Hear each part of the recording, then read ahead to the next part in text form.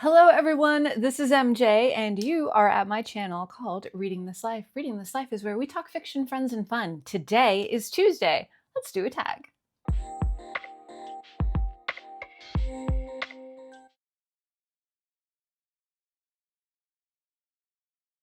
All right, so I was tagged in Alan's video from the channel Alan Reads. This is the 8 Memories tag. And this was a new and original tag created by Paul at the Accidental Bookseller. So both of those channels I will link down below. Be sure to check them out. You know the routine. Give them a peek, a like, and a subscribe. All right, so basically the premise of this tag is, what are 8 books that you see on your shelf, or shelves in my case, that you remember reading where that site evokes powerful memories regarding moments in your life or key experiences? So if you've been with my channel for a while, a lot of this is going to be redundant because I just love these books so much and I will talk about them forever. But there might be 1 or 2 surprises in here. I think I pulled more than 8 though. Let me check. 1, 2, 3, 4, 5, 6, 7. No, I think I have 8 on the nose. Yeah, how did I do that? Oh, I'm so proud of myself. All right, so no chronological order, no order of importance. This is it. All right, so Anne Rice, Interview with a Vampire. This is my original copy. I think from when, hold on. Gosh, I don't know. This is telling me that this was from May 1977, but I don't believe that. I don't believe this is. Why am I seeing red? I'm seeing a red cover with Interview with a Vampire on it and no house. Is this a first? It's not. If it is, leave me a comment in the comment section. I know it's not. I know it's not. Anyways, so Interview with a, yeah, because they have here, look at the witching hour. No, they're just giving you the original copyright dates. I bought this in high school or college, like senior year in high school, first year of college. I want to say first year in college because the witching hour books, when they came out in paperback, they had this same kind of vibe. And I think my goal was to pick them all up and have them matchy match on my shelves. Well, I didn't have shelves, but have them matchy match on my table or whatever. But Interview with a Vampire opened my eyes to something that was completely different. It was a horror story unlike anything that I have ever read in my life. The visuals that were painted in your mind regarding New Orleans, clothing, the era, all of that, the vibe of New Orleans. You fell in love not just with the characters, but with the environment, with the settings. And this book consumed me. It truly did. I remember buying the book on tape, and you had like 6 cassette tapes and you would pop them in. And when I would commute to school, I would listen to it. And it was just delightful, absolutely delightful. This opened up a world of wonder to me, that horror books weren't just scary gross. They were mysterious, they were romantic, there were emotions, there was rage, there was lust, there were fantastical elements. And I just love it. So for the longest time, I thought this was my copy of The Witching Hour, but it's not. It's Interview with a Vampire. But both were great. The Witching Hour, just this will be like a 1B. The Witching Hour I read one summer. I remember I didn't have a social life. I didn't have a lot of friends. It was the break in between semesters or whatever. And I just remember sitting in my parents' backyard reading, and I'd read like 50 pages a day and, just living life and enjoying the moment. But I have like a mental picture of exactly where I sat on exactly what furniture and exactly like the type of temperature, and it was blue sky, and it was just was just one of those great picture perfect memories that will transport you when you see those books. So that was that. Okay.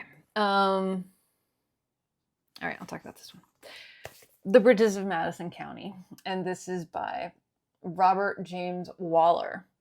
I remember seeing this advertised on Oprah. I think it was her book, maybe.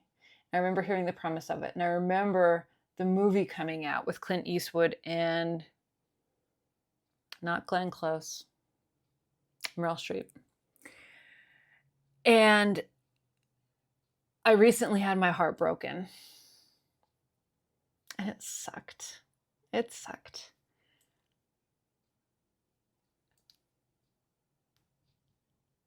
I hate you. See, books do bring out emotions. I'm thinking about myself during that time and how much I've grown since that time. But this book showed me that love can happen in so many different ways. And it's never too late. And stuff that happens in the universe happens for a reason. And it gave me hope. It gave me hope at a very young age that, you know, it just didn't happen for me yet.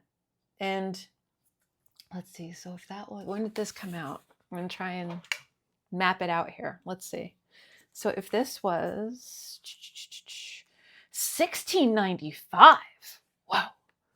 My God, is Warner Books even a thing? All right, so 1992. 1992, I would have been 20. That's about right. Yeah, that's about right.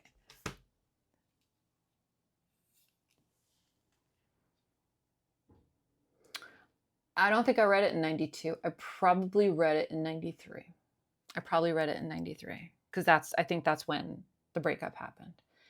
And I just remember, you know, going through it and then just trying to find an escape, you know, instead of sitting in my thoughts and sitting in my head and all that. And it was just good. I'll always remember, and I love the movie. The scene in that movie with Clint Eastwood standing in the rain. Ugh, just got at your heartstrings, you know? But yeah. Damn you, BookTube, for making me cry. All right. Next was James Baldwin. This is The Fire Next Time. This is the first time that I experienced James Baldwin's writing. This is the first time I experienced his fury. This is the first time that I experienced what he was trying to convey as, you know, a person that grew up, you know, without a lot of diversity, not a lot of, you know, everyone looks the same. You know, we didn't have that kind of experience in high school. It is what it is. You know, we just live in a certain area and that's just what happened. This opened my eyes to what issues are out there. This opened my eyes to a different viewpoint. This opened my eyes to a new perspective. And his writing is just amazing. I was on a bus going to, I want to say I was going to New York City for the day. And I was with my husband. Okay, so I read this because David Bowie died. And his son Duncan started the David Bowie book club. And I think this was our first one. Because we went through the top 100 of David's favorite books. But we only made it to like 3. Because then Duncan was having a kid and, you know, he had to spend time with his kid and couldn't dedicate it to reading and whatever. But that's why I had it, because, you know, being such a huge fan of Bowie and having his death affect me so deeply, like I mourned for a goddamn year, you know, and it's crazy to say, but, you know, when you have an icon like that in your life from when you were a little kid, it's tough. It's tough, you know, because you have that parasocial relationship in your head. And I wanted to be a part of it. So I got the book and I remember we were going to New York. I want to say it was for like the holidays or something like that, just a day trip. And I had this and I read the whole thing. And I was just like, I said to my husband, I'm like, you need to read this. Like, everyone needs to read this. But that's James Baldwin, The Fire Next Time. Okay. This one I just talked about in my last tag video. This is Winners. This is the brand of book that I read when I was in 8th grade and moving on to high school. This is by Suzanne Rand. This is All American Girl. And this gave me an insight into what was happening, what I could expect when I went to high school. And I'll tell you, I really didn't like it. Being the weird kid, being the kid that was an introvert, I'm not, I was the art student, that was my vibe. Like, I own it. Like, that's who I was. But I remember that I've told this story before, but getting my yellow beanbag chair and popping it on my bed and just sitting down and reading this on a Sunday. My parents didn't see me. And I don't know if they thought I walked away or ran away or something, but I was in my room reading the whole afternoon. And I think secretly they were thrilled over it. So that's Winners. And it's a good book too. I'm going to read it this month for Garb August and just go down memory lane. Okay. The Hitchhiker's Guide to the Galaxy by Douglas Adams. This is, I think it's a first edition, and I got it at a library sale, my library sale that I go to. And can we bring back the old school photos on the back? Like, can we? This is, it's not blurbs, just a photo. Like, that's awesome. Bring it back. Just someone's picture, because I'll tell you, when I have enough to publish a book, you're going to see my mug on the back. Not a blurb. Or it'll say, insert MJ's photo here. But this is near and dear to my heart because my father turned me on to the Hitchhiker's Guide to the Galaxy. So we're a huge PBS family, even though I didn't think about it at the time, but we really were. And, we were watching Doctor Who or something like that. And my dad they were showing I think it was the BBC production of this. And my dad is like, we need to sit down as a family and watch this. And I'm like, why? And he's like, trust me, you're going to love it. And I did. I loved it. Zaphod Beeblebrox, I had a crush on. I don't even know how old I was when that show was on or when I watched it, but I was young. I was really young. And my father wanted to turn me on to sci-fi, and he successfully did. And when I was in high school, and I could tell you the boy that I was dating in high school, because I asked him, I said, I would love to go to the library sale. This was the first time I went to the library sale. This library sale I still go to. And I was paging through the books and I saw this and I'm like, this is a great show. I want to read the book. And I bought it. I think I got it for like 50 cents and I brought it home with me and I still have it. And it's fallen apart, but I mean, it's fine. Let's see. The original price of the book is $6.95.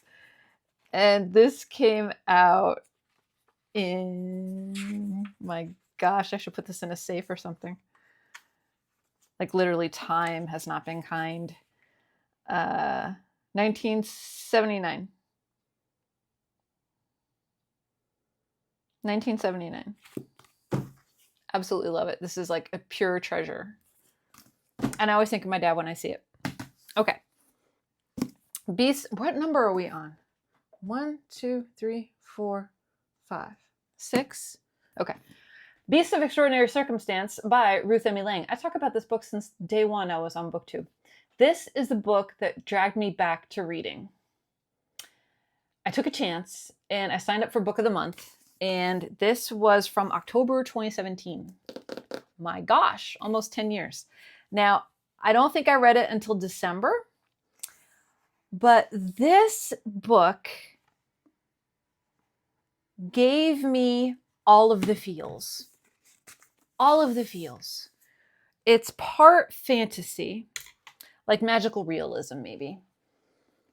Part unrequited love. Part like a Romeo and Juliet. Part Superman and Lois Lane. Like it's just, it caught me up in such a whirlwind. And I remember having the best time in my house reading it. And I read it, I want to say it was like during like the months that you have to stay inside. Like probably November, December, or something like that. And I was just blown away. And I talked about this for a long, long time. If you've never read like a magical realism story, it's really good. And I think it's underrated. And I don't think a lot of people talk about it, but I love talking about it. And that's Beasts of Extraordinary Circumstance, a novel by Ruth Emmy Lang. I have cinematic on, so that's why it does that. Okay. All right. This long time ago on BookTube, I did a video. I don't remember what it was, but I told the story about this book. So twice a year, not too far from me, there's a huge antique market. Never went to it before, always heard about it. I went the one year and nobody wanted to go with me, so I went by myself. So I'm walking around and I'm having a good time. You know, just wanted to run out there and see what it was all about. And I walk around this cute little stand and they have like little doodads and, you know, tchotchke stuff and all that. And I see two ladies paging through a book, right? This book. I see them paging through, and out of the corner of my eye, I see something that looks like, can I find one? I never realized there were so many stains in this book. Oh my God. I see something that looks like this. And I said, oh my God, that's Alice in Wonderland. And I hear the lady say, I'm going to buy this book and I'm going to rip it up and turn the pages into craft projects. I screamed so loud on the inside. I'm thinking to myself, that is like one of the oldest Alice in Wonderland books that I would ever own if I had the opportunity to buy it. I'm thinking to myself, put it down, put the book down, put it down, put it down, put it down, put it down, put it down. I'm using all of my telekinesis powers for this lady to tell her mentally to put the book down. You're not interested. I'm praying to the book gods. Put it down. I will save the book and I will cherish the book and it will be with my family forever. She put the book down. And I never grabbed it so fast. And I held onto it so tight. It was $10. And I think I got the guy down to $8, I think. Because they're just selling stuff. They don't care. And this is printed in England. And this is illustrations by Arthur Rackham. This is printed in 1939. And this was from the Waterville Public Library in Waterville, Maine. And you can take the book out for 2 weeks. And if you don't return it, then you have to pay 2 cents each day. But it's just, I mean, it's a mess. It's a mess. There are so many stains and colors and all this kind of stuff in here. But the font, you can see that. It's beautiful. It's beautiful. I'll see if I could show you an illustration or two. I don't want to go through the pages too much. Here's a Mad Tea Party. Ooh.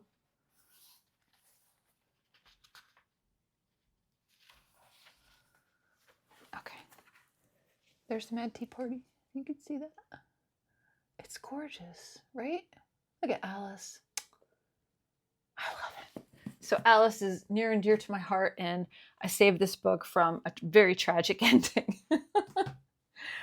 And every time I look at it, I'm like, I love you. I don't want to touch you. I know you're there and I saved you. And I remember that whole experience of just going to get you. They wanted to rip it up for craft projects. Oh God. Okay. And then every time I see this book, I can't help. This is number 8, A Little Life by Hanya Yanagihara. I can't help but remember listening to a podcast called The Readers. And it was with Simon Savage, who is very well established here on BookTube. I listened to him back in the day when he just did the podcast. And he talked about that book all the time. And I didn't know what I was getting into. This is one of those books where I'm like, people talk about it. I'm just going in. I'm just going in. And oh my God, did it put me through a meat grinder? I've never experienced the emotions, the vicarious trauma, the rage, the joy. It took me, it just wrung me out, chewed me up and spit me out. And in hindsight is when I fell in love with the book, not during. Reading the book, knowing that you're going to read that book is kind of like a quest. You know, it's like a final boss quest. Like, ooh, I'm going to read A Little Life. Everybody talks about this book. And you just want to keep pushing through. You just want to keep reading it until you get to the end. And I did not like it. I'm like, why? This is one of those books where in my heart, I wanted to DNF it, but in my mind, I said, see where this goes. See where this goes. You know? And that's what I did. And in hindsight, much hindsight, is when I can say that I love this book. I love what it did to me. I love how a book can pull all of these emotions and all of this empathy for people that don't even, they don't even exist. I mean, I think there's someone that this is modeled after, I think. Don't quote me on that. But I mean, fictional characters, you're never going to meet these people. But the power of the word to do that to my brain, to my heart, and to my soul. That's what I think of when I think of this book, is the transformative power this book has. If you've never read anything like this before, you're a completely different reader after. And quite frankly, you could probably handle just about anything, So those are my 8 books. And I know that I reviewed this on BookTube. So if you scour my videos, like from 3 years ago, you'll find, I think I did a vlog, I think. Books bring out the best in us. Remember that. Okay? All right, everyone. Thank you so much for hanging out with me. I appreciate it. Thank you, Alan, for tagging me. And thank you to Paul for creating this tag. It was wonderful to go down memory lane. Hopefully some of these books I mentioned were new to you. Sorry if there's repeats, but I mean, they're important to me, so why wouldn't I talk about them? All right, everyone. I hope you're all doing well. Make sure that you are taking care of yourselves so you can take care of others. And I will see you in my next video, whether that be sooner or later. So until next time, goodbye for now and happy reading.